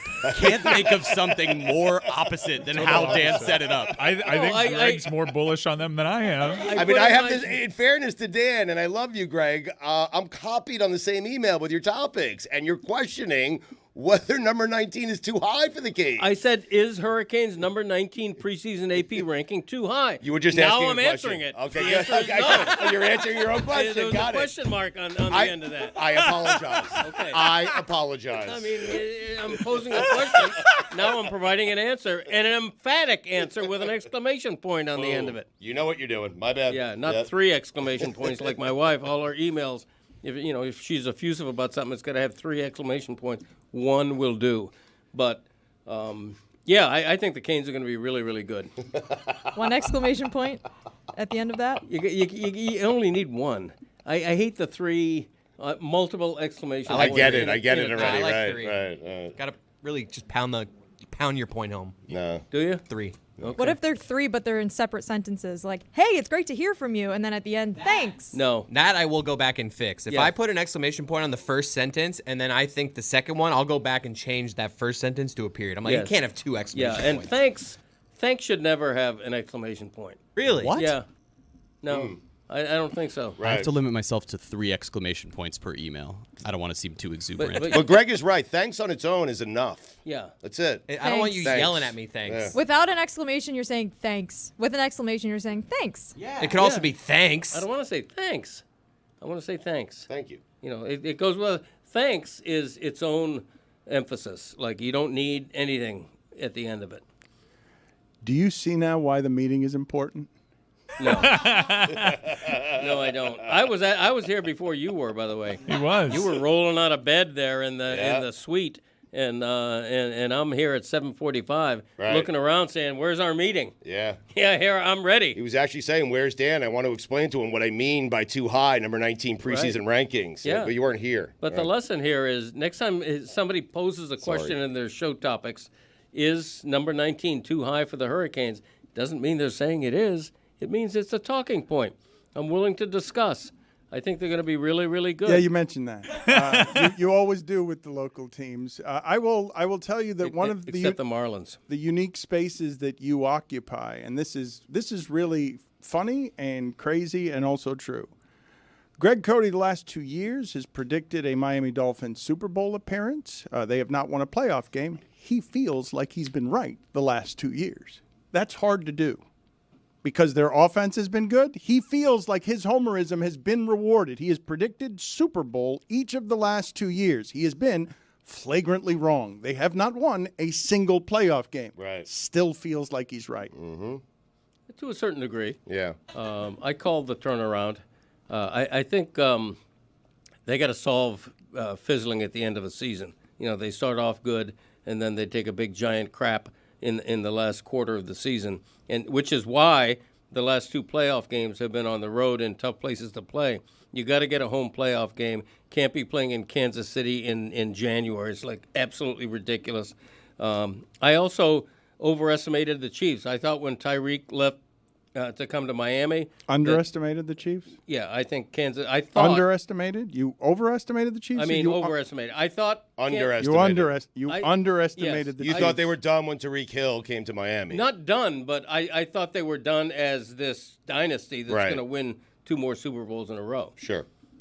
Well, if you want to see those Miami Dolphins play in the Super Bowl, you could be a season ticket holder and get the first crack at it. Or what you could do is go to the secondary market. Wow. Download the Game Time app. Look, it's hard to come by. These tickets to this huge Gators Miami Hurricanes game, really difficult tickets to come by. Why don't you download the Game Time app, create an account, and use code Dan for $20 off your first purchase. And I hope just a small part of our audience is using that promo code, because that would mean they've used Game Time plenty already, like I have. Terms apply. Last-minute tickets, lowest price guaranteed. Again, if you're listening to my voice and you're finally compelled to download Game Time, use that promo code DAN and get $20 off your first purchase. Occasionally, we have some things that happen and break in the news, and it gets dated very quickly, and Greg Cote is only here once a week, so I have not yet heard his thoughts.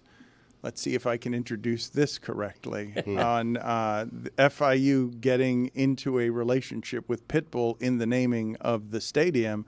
I'm led to assume that Greg Cote is vigorously against this. He hates the idea. There is no merging between music, pop culture, and blessed football. He just wrote down Pitbull Stadium with a period, so you're really guessing here. Not an exclamation point. Right, Yeah, and by the way, the better way to know what my opinions are, oddly enough, the columns I write do appear online. Like not the meeting, right? Not the meeting. Not the meeting.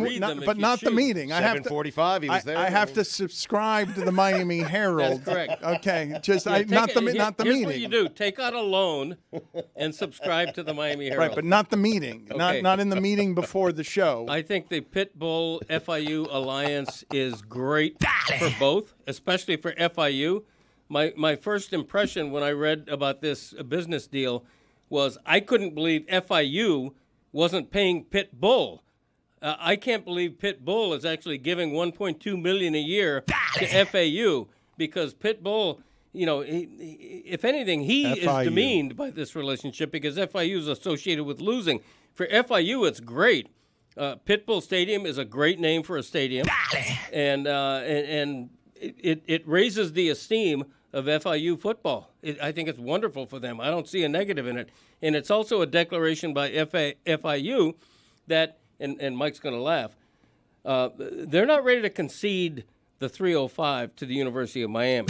Okay, FIU is a huge public university. In their branding, they're already saying things like "Welcome to the 305." They're calling themselves the 305's University.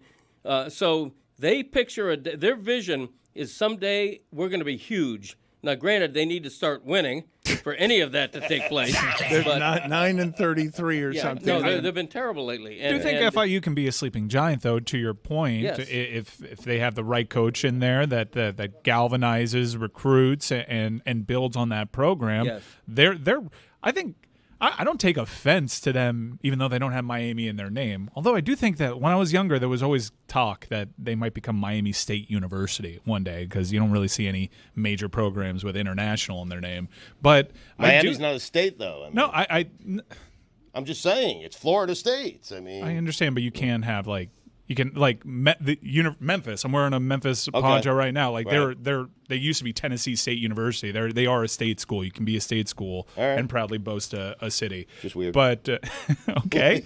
But I do think that they can lay claim to being more Miami. Certainly with the Pitbull relationship, but they can lay claim to being more Miami than the University of Miami. I think if you look at the student body, the student body doesn't have a lot of locals. I mean, they may push back on that, but the student body at FIU certainly has a ton of locals. Yeah. Florida Prepaid. There's just so many.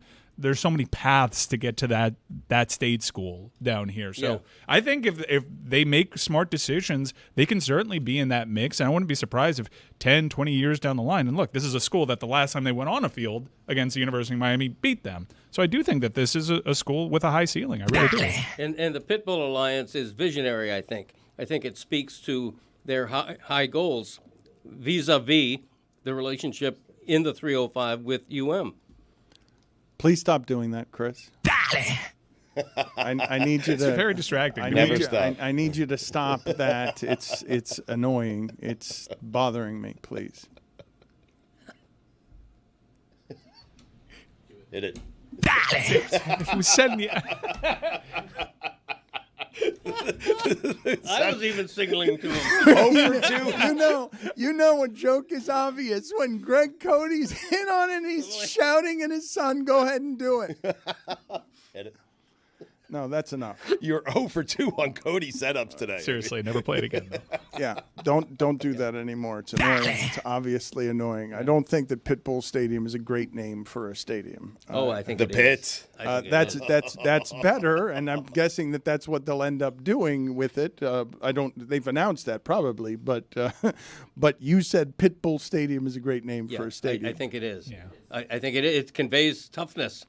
Not just the celebrity of the musical artist, but the breed of dog is maligned, it's disrespected, it's criticized, it's the underdog, so to speak. Everybody wants to ban pit bulls. I think the Pitbull Stadium name is great. Just like I generally hate corporate names of stadiums. I loathe them. But Hard Rock is a great name for a football stadium, and I think Pitbull is as well. I do love the tie-in with Florida International University and Mr. Worldwide. There's some great synergy there for FIU being like, yeah, we're the worldwide school of South Florida. We've got Mr. Worldwide representing us, and it's Pitbull. Who are the people that you would be willing to concede anywhere in entertainment? Yes, that's a person that you need to pay to have their name on your stadium, because Greg is saying that this relationship is incorrect financially, that FIU should not be the lead or the alpha here, that Pitbull should not be paying them, that they should be paying Pitbull. I don't think that's the way that would work with many, but there probably are some, right? There's Well, if I made a Taylor Swift stadium, she's not going to have to pay for that, right? To be technical about it, it's a gift. It's a donation, not unlike other buildings that are named on a university campus. He gives a gift to the university, gets his name on something. Yeah. No, that's the way it works. And it's significant, though, that his name's on a football stadium, not a science building. You know what I mean? He's out front. Nothing is going to get more attention for both sides. This is a new and improved Dan Le Batard Show with the Stugotz. Gamble on by DraftKings.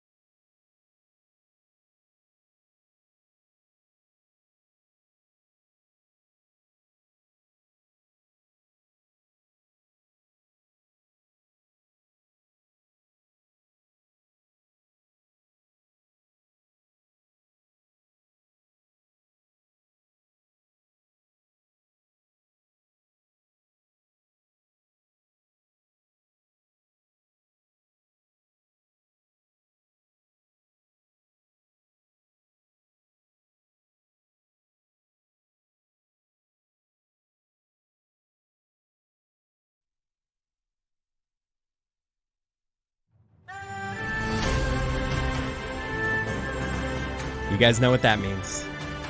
It's time to talk some Olympics. I'm sad. Are you guys sad the Olympics are done? I am. I mean, devastated. Football's here. That is true. That's true. But the Olympics were great, and Jess has a top 5 Olympic athletes she learned about. And it's brought to you by Liquid IV. If hydrating were an Olympic sport, you'd win the gold. Get 20% off your first order of Liquid IV when you go to liquidiv.com and use code DAN at checkout. This is a sad top 5 to end the Olympics. These were my favorite athletes that I just found out about. So Noah Lyles, Sydney McLaughlin, Lavroni, Anna Cockrell, they don't count. These are just people that I learned about from hours of my eyes glued to my television. Discovery, wonder, and awe. Some of the best things in sports when Exactly. you find new talents. Jeremy, are you going to find Jeremy distracting? He has been he's been dancing all show poorly. Can you do that outside? It's distracting, Sure, Jeremy. Dano. Can you just I gotcha. get out? Thank you. Yes, it's annoying and distracting.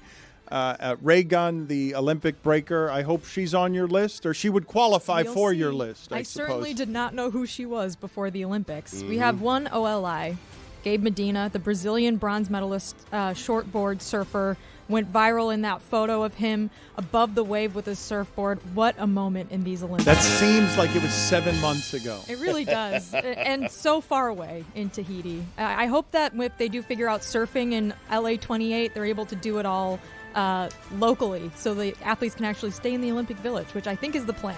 Juju, can you put those photos next to each other in a poll that's photographic instead of just words and say Steph Curry's shot against Wemby or that one? Mike said the picture of Wemby and Steph Curry is the best sports photograph taken. I'd argue that the one of the surfer was even better.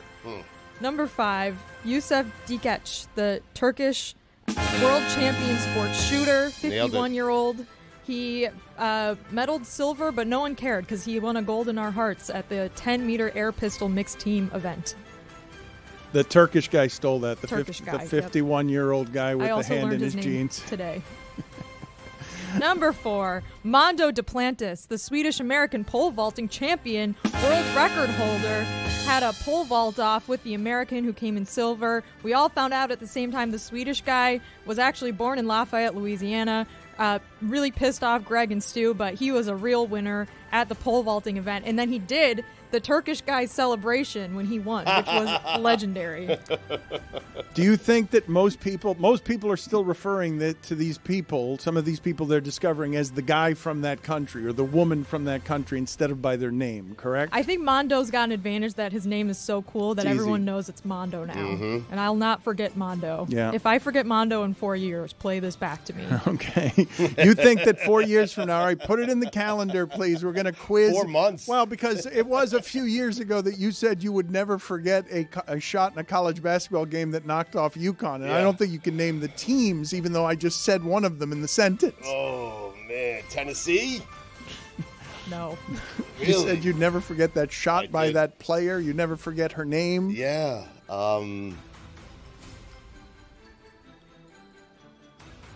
Played UConn, right? It's big upsets. I mentioned that, yeah.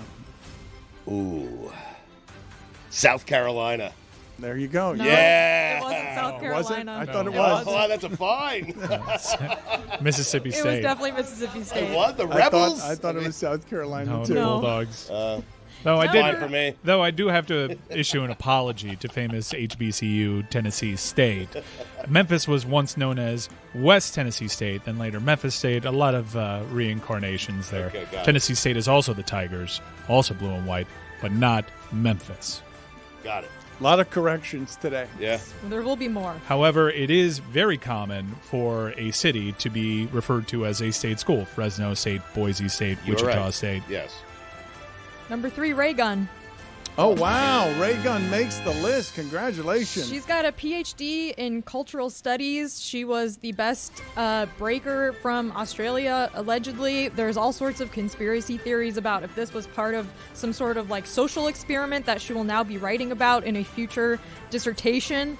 Or she's just really bad and was exposed on a national scale, in which case I kind of feel bad for her. But either way, Legend. We will not forget Raygun. Well, which was it, though? Because I thought she said she was going for something creative, that she was not trying to compete against young people against whom athletically she could not compete. I thought she would, but she lost 54-0. I thought she was doing, and she lost all 3 rounds, but I thought she was trying to do something artistic. Dan, I don't know, but it was, we actually got to witness it live on Friday's show. We were reacting live to breaking as it was happening on TV, and everyone in the room, including that room, was like, this Australian woman's like not very good. She's bad. And this is why gatekeepers are a good thing, because she would have to do a web redemption on Tosh.0. And then we decide whether or not she could be famous. Whether she could be a generation, whether she's allowed to represent a generation. Breaking Bad. That is what she was doing. Yeah. Very nice. Thanks. Number 2, Steve Nedorosik, pommel horse guy, helped the U.S. end their USA men's gymnastics drought in medaling at the all-around. She needs the music. Olympics. The music. This is like hearing. I'm waiting. It's like hearing coming. Britney Spears a cappella. Correct. You're right. Hey, Those leave are Britney dancing alone. with knives. Good. Yeah. Leave Britney alone.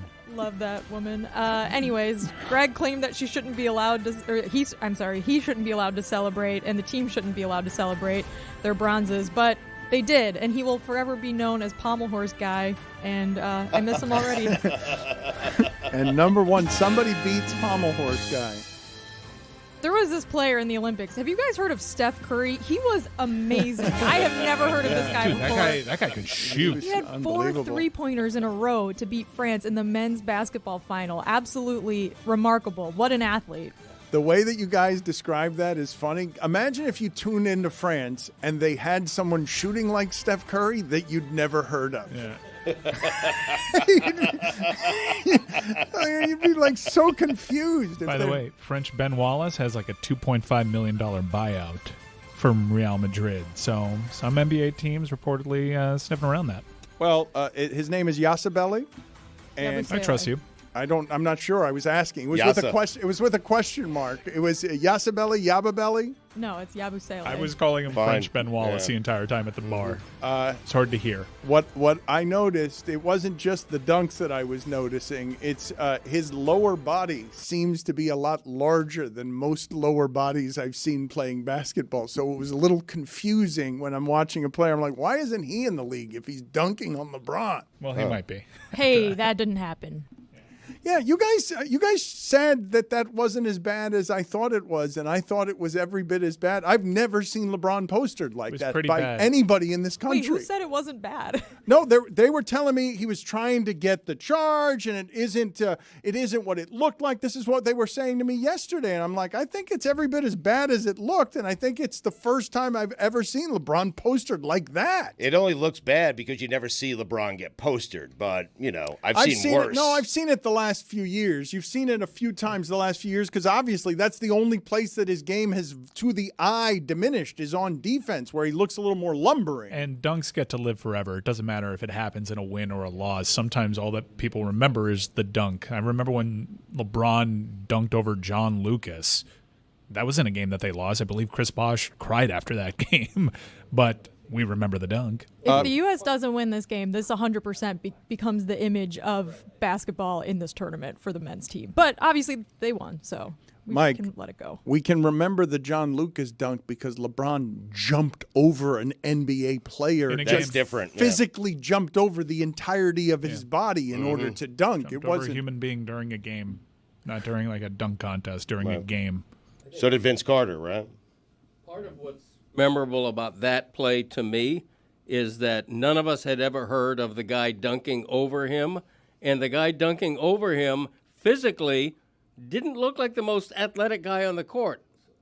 That's what shocked me about it. You say that, though, and he didn't look like the most athletic guy on the court because it was Team USA on the other side. But what I'm telling you about what I noticed about that guy is his lower body is thicker than everyone else's lower body who was playing in the game. And so when When he did that to LeBron, that is not something that I have seen before. And LeBron is somebody, believe it or not, at 39, oldest player in the league, who will still try and take charges, which he should not be doing. I will tell you that is part of his retirement package. What are you talking about? I'm telling you that should be part of his retirement package. I believe he should be graced with this. The league should just tell him, look, just like the league changed all the rules for Tom Brady when he got hurt, right. as a thank you late in his career, thank you for being the oldest player in the league, LeBron, no longer are you to try and take any charges. You don't have to do that anymore. Just in the regular season, though. Postseason is different, No right? charges at any time. What? Nope, you are without, no. Stugotz, I don't know if you noticed, but early in his career, A-Rod was a 40-40 man. And they realized very early on, you know what? Home runs are really valuable. Stealing bases is going to mess up your fingers and stuff. You should probably stop stealing bases. Just go ahead and hit the home runs. Good for the stat line, though. Yeah, and he did it the first few years, and then they're like, never mind about the stolen bases. We prefer when you take 4 of the bases against everybody's will than 1 of the bases very quickly, running and possibly injuring yourself. Are stolen bases coming back, though? Yes, because, they are. Yeah, Ellie Deli Cruz has proven like what a commodity this could be, and now they got those oven mitts. Yeah, all right. Ridiculous. Cartoon gloves. They elongate the finger by about 5 inches. Ridiculous. All right. He's fired up. Yes. It's like cartoon mitts. It's like what Mickey Mouse wears on his hands. It's cheating. Except the fingers are like elongated, like a demon from hell. No, it doesn't look like a demon from hell. It just looks like somebody who's baking and has an oversized oven mitt. Yeah, but the fingers, they're creepy. I dream about them. I wake up, sit bolt upright in my bed screaming. Sleep paralysis demon. He sleeps with his legs crossed. So I want you to imagine him sitting up bolt upright like the Undertaker, sitting up bolt upright, but again, crisscross applesauce at the knees. Nobody sleeps like that, right? Put it on the poll at Le Batard Show. Do you consistently sleep with your legs crisscross, apple cross? It's truly creepy to stumble upon. Like it's so nice. I remember when I used to live at the house, he'd be on the couch sleeping this way. You know, it's like 12:30 at night, the TV's on, and he's just on the couch, crisscross applesauce, laying down. It's jarring. I sit that way watching TV. You know, I can still do it. You know, there's certain rituals I have in a physical nature that I continue to do all the time, right? Just so I can prove I can still do it. Dan, I looked this up. Man, you were right. In 1990, basically, Alex Rodriguez stopped stealing bases. It's because it's stupid. Like, why would you do that? Don't do that anymore. I'm sorry. In 1995, he essentially stopped stealing bases. Jeremy is exhausted out there. He's been breaking for two. It's not breaking. He's wedding dancing. I mean, he is sort of wedding dancing with occasionally he joins he goes on the cardboard on the floor. Thank you to all of you who are crucifying me already for crisscross apple crossed. I did say that.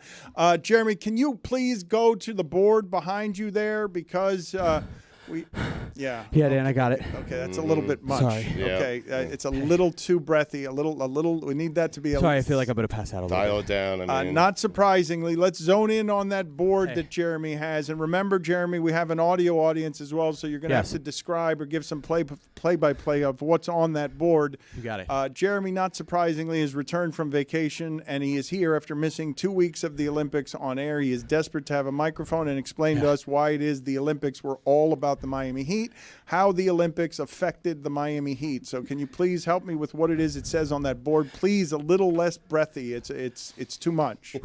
Okay. Sorry, one last inhale. All right. So, as all of you were paying attention to the Olympics, I was paying attention to the way that it would impact the Miami Heat in their future. So, Bam Adebayo's the centerpiece of that, obviously. Jimmy Butler, another guy with the Heat. Okay, so Bam Adebayo, he signed an extension where he has a player option for 2008 and 2029. We all know Jimmy Butler has a player option for next offseason. And Miami Heat only have 4 players who are under contract into the 27-28 season. Tyler Hero, Jaime Jaquez, Pelly Larson, and Khalil Ware. So why does all of that matter? Well, there were several whales on this Team USA team alongside Bam Adebayo. So, Kevin Durant is the first. We've talked about Kevin Durant before. He and Bam spent a lot of time together during this offseason, posting selfies, Kevin Durant wearing a Florida Marlins hat. I mean, that's got to mean something, and it's definitely not just because he likes the teal color. But he is set to be a free agent in the 2026-27 season. Now, we all know the Phoenix Suns struggled last year. If they struggle again this year, could you see the Phoenix Suns blow it up and trade Devin Booker over to the Houston Rockets, who just acquired all of the Phoenix Suns picks, thus making Kevin Durant an older player in this league who needs to set up with the right role players, with the right stars alongside him to maximize his game? Maybe, just maybe, Kevin Durant ends up in Miami at this trade deadline. Again, I told you he'd be a free agent in 2026-27. Now, what does Steph Curry and LeBron James have to do with this? Well, after the Olympics, when LeBron was asked, hey, what's this team? What's this team? He called it the Avengers. Him, Steph Curry, and Kevin Durant. And could the Avengers want to give it one try together? And could they assemble around Bam Adebayo here in Miami as they're all free agents in that 2026-2027 offseason? Maybe, just maybe, as the salary cap skyrockets, 10% increase from $141 million to $170 million 2 years from now. But I don't necessarily think that one's going to happen. Might be too pie in the sky. Kevin Durant, you don't realistic. say. That one's Steph too much. LeBron, maybe just a little too much. Maybe just a little too much. Put much. Bronny in there, too. Put an asterisk over there in Bronny. He'll get to play with Bronny this year. Let's just point that out. He'll get to play with Bronny. Right, that checks off the list. Then what's the next goal? Maybe the Avengers. But we have two other players here, Anthony Davis, Anthony Edwards. That's also the question. So if Kevin Durant ends up here in Miami, could we see the 3-year extension that we've talked about with Jimmy Butler buying out his next year player option and adding 2 years, and Kevin Durant getting an extension of a 1+1 after his free agency year, thus aligning their free agency the 2027-28 offseason? Maybe just potentially we see that with Anthony Davis signing his 3-year extension in LA with an opportunity to opt out in 2028. That would all line up to then sign a contract here in Miami to pair alongside Bam Adebayo, his big man. Yeah. And then Anthony Edwards, in the final year of his deal, requests a trade to Miami. Yeah. You end up with 3 years of Bam Adebayo, Jimmy Butler, and Kevin Durant. And when Jimmy Butler and Kevin Durant are gone, Anthony Davis and Anthony Edwards to create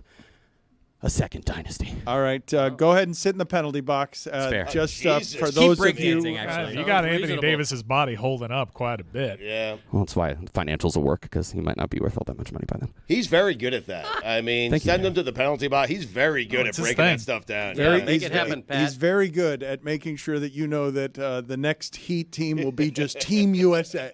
Did you guys see the picture of Kevin Durant going wee down the slide in Saint-Tropez? Made me very happy.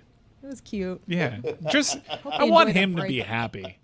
He generally doesn't give off happy all that much. Did he literally say we? I mean, look at the picture. He doesn't give off we. That's a we Actually, right there. look, there's a scowl. Hands are up. Yeah. I don't see we there. Yeah. Mike, you know what? You are right. That is a man. I've never seen a person on a water slide not be happy. We'll say, though, he's in great shape. Well, for Kevin Durant, yes, especially. Look at those abs. He's got the Paul Rudd shreds. So you're surprised that an NBA player who's great is in great shape? I'm surprised that Kevin Durant is that muscular. Yeah, same. Anytime I see a basketball player shoeless, I just look at their big toe. That's all. I can't not look at it. What? Yeah, that's all I was looking at in that photo. They wreck the feet. It's just the feet. What those guys do for a living makes them deformed later, or not even later in life. As they head into their 30s, their feet are deformed because you can't keep doing that up and down like that without. Except for Michael's, his are fine. You think Michael Jordan's feet are fine? I'm sure they are. Yeah, I think his feet look fine. Yep, they do look good. I think, and Kevin Durant's had foot issues in the past. Good job. Achilles, I mean. Good job. Yeah. Put it on the poll, please, at Le Batard Show. Does Kevin Durant scowl while riding down the water flume? At Le Batard Show. I do believe Kevin Durant is one of the great examples in my lifetime in sports of someone whose enjoyment has been ravaged by us having too much access to them. Ravaged by social media. That I wonder if 10 or 20 years from now he will look back at this, the most glorious time of his life, and wonder to himself, man, did I need to be fighting everybody just because social media became popular while I was coming up? And I spent 15 years or 10 years just fighting everybody because these guys, largely, it's very hard for people who are competing at the top of greatness to stop and just enjoy what they're doing because they got to beat the next guy because they're a bunch of younger people who want their millions. And he's fended everybody off for a decade, and none of us think he's enjoyed it. Now, we all know he loves basketball, and we all know he loves competing. That part he loves. But it doesn't seem like it to any of us that anything outside of that is something he loves. What's enjoyable about fending people off your entire career? What is enjoyable about that? He has not enjoyed his career. Stugotz, no matter how crazy Trump has gotten, I was watching some of this thing with Musk yesterday. I'm like, how does any human being endure what it is that he is under and sleep at night when you've got to knock down democracy in order to keep your prison? You're a rich guy trying to avoid prison, and you got to knock down democracy. Like, won't that make a 70? Look at what age has done to this room. At 78, you're fighting everybody like that. That sounded like a crazy person yesterday. Something between delirium and dementia. Like, it just sounded like somebody who's yammering on talking points because how the hell do you sleep at night?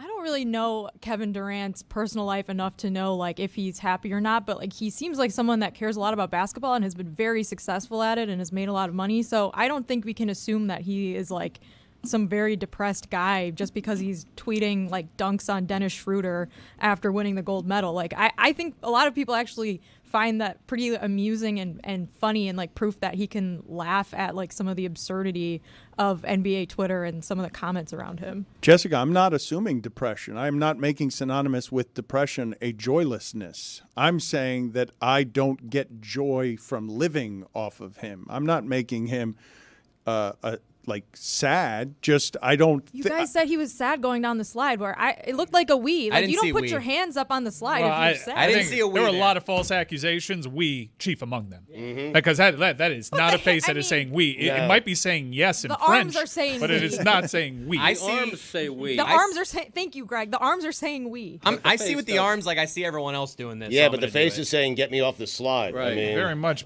be a balance thing. My argument was in seeing that is just that's the way his face is because he's been fighting the internet for 10 years. He can't. He's like a mascot at this point. He can't move his face. Yeah. The face is in the position that it's in. That is not up for debate. Kevin Durant has been fighting the internet for a decade, and I think that time frame is key because he's a man that's really struggled with the ramifications of making that decision to go to Golden State because he was wildly popular because he wasn't LeBron in an era where not being LeBron had so much money and fame and adulation in it. Derrick Rose gets an MVP. Kevin Durant gets children's movies. Everyone loves Kevin Durant. And not unlike LeBron's decision, he joined a team that it felt like, hey, this is cheating the game a little bit. He joined a team that didn't need him. In the last 10 decades, I think, have been an example of him still like reconciling with that decision because his persona did change along with it, as did his social media behavior. Yes, the last 10 years, I correct you just before the buzzards do on that. The thing with Kevin Durant, to me, that is the most fascinating thing about it, because we talked the other day about LeBron James conquering the social media age and somehow coming through it without some giant controversy when you don't get a textbook for this. Like, I don't know whether you guys remember, but I remember when LeBron joined Twitter as part of that original team and not knowing what would come next. Imagine that you're Kevin Durant and you're as great as he is, which is, one of the 10 best players ever, 20 best players ever, wherever it is that you wish to put him. And you did the move to Golden State. You love basketball. Winning's fun. Basketball's fun. Competing is fun. You conquer everybody, and it blows you out after 4 years when I don't know what you thought you were signing up for, but it probably wasn't what you thought you were signing up for. You got the winning, but you still got Stugotz saying you didn't earn it. He didn't get the credit. But LeBron did get the credit. And LeBron seems like he enjoys the entirety of the experience. LeBron didn't join the best team in the history of the NBA. I mean, kind of did. I mean, he kind of made it as soon as as soon as he got here, he kind of like they came out as if they were the best team in the NBA. That's how they came out. Before they played a game, that's what they did as 3 players. Golden State won a championship before Kevin Durant got there with that core. They didn't need Kevin Durant. I don't want to have that discussion with you again. I'm not. They were the greatest team of all time in terms of wins. I'm not disagreeing with you on that. I'm just saying whatever he thought he was getting in that transaction, he only got the championships. And it's obviously not enough because he then left fried, leaves Draymond Green, and is now on a water flume with all of us examining, hey, that looks like a permanent scout. It's not we. Guys, come on. It's a we. On Skibbity.